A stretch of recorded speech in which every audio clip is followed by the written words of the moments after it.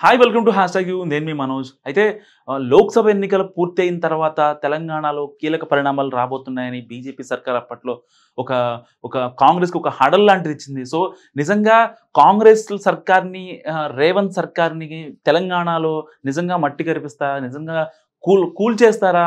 అనే ఒక డౌట్‌ఫుల్ కూడా చాలా మందిలో వ్యక్తమైంది. సో అసలు నిజంగా బీజేపీ సర్కారు ఒక 2 నెలల తర్వాత కాంగ్రెస్‌ని చెరిపివేసే ప్రయత్నం చేస్తుందా?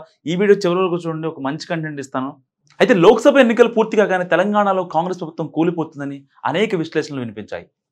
సో మూడోసారి కూడా నరేంద్ర మోడీ కేంద్రంలో ప్రధానమంత్రిగా కాగానే బొటాబొటీ మెజారిటీతో అధికారంలోకి వచ్చిన తెలంగాణలోకి కాంగ్రెస్ ప్రభుత్వంపై తప్పక నజర్ పెడతారనే చర్చ సాగింది. కానీ ఇప్పుడు అదంతా అసాధ్యమని తేలిపోయింది.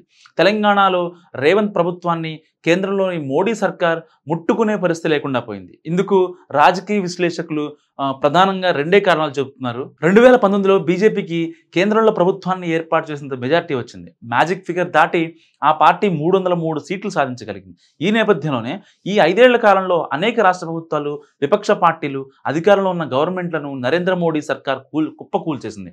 కేంద్రంలోని దర్యాప్తు సంస్థలైన ఈడీ, సిబిఐ, ఐటీలను విచ్చలవిడిగా వాడి ప్రతిపక్ష నేతలను ఇబ్బంది పెట్టి జైల్లో వేయించేసింది. సో ఇక మూడోసారి ప్రధానిగా బాధ్యతలు చేపట్టబోతున్న మోడీ ఈసారి తెలంగాణలోని కాంగ్రెస్ ప్రభుత్వం విషయంలో కూడా ఇలాంటి నిర్ణయమే తీసుకోవచ్చని ఎన్నికల ముందు ఒక పెద్ద ఎత్తున ప్రచారం జరిగింది. నిజంగా అందరూ చాలా మంది విశ్లేషణ చేసుకున్నారు. ఇటు అనలిస్టులు కానీ, పొలిటికల్ పండితులు కానీ. సో కానీ మారిన రాజకీయ పరిస్థితుల నేపథ్యంలో ప్రస్తుతం రేవంత్ సర్కార్ సేఫ్ జోన్లోకి వచ్చినట్టు అయింది. అయితే కేంద్రంలో బీజేపీ 240 సీట్లని సాధించడం, ఆంధ్రప్రదేశ్లో రేవంత్ గురువు చంద్రబాబు ముఖ్యమంత్రిగా బాధ్యతలు స్వీకరించడంతో తెలంగాణలో కాంగ్రెస్ ప్రభుత్వానికి ప్రమాద ముప్పు తప్పిందనే చర్చ రాజకీయ వర్గాల్లో జరుగుతుంది.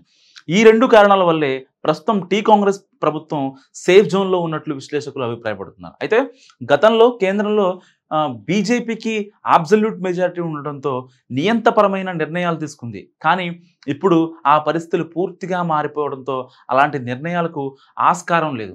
ఇంకా దేశంలో పరిపాలనా పరంగా ఏ రకమైన నిర్ణయాలు తీసుకోవాలన్నా తన మిత్రపక్షాలను ఒకసారి సంప్రదించాల్సిన పరిస్థితి ఇప్పుడు కమల్నాథులకు ఏర్పడింది. సో ఎన్డీఏలో కీలక భాగస్వాములుగా ఉన్న టీడీపీ, జేడీఎలతో చర్చించకుండా ప్రధానమంత్రి నరేంద్ర మోడీ ప్రభుత్వం ముందుకు పోయే అవకాశం లేదు.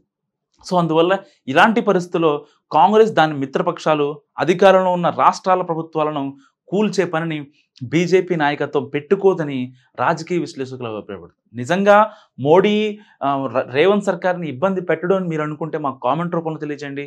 చూస్తూనే ఉండండి హ్యాష్‌ట్యాగ్ యూ.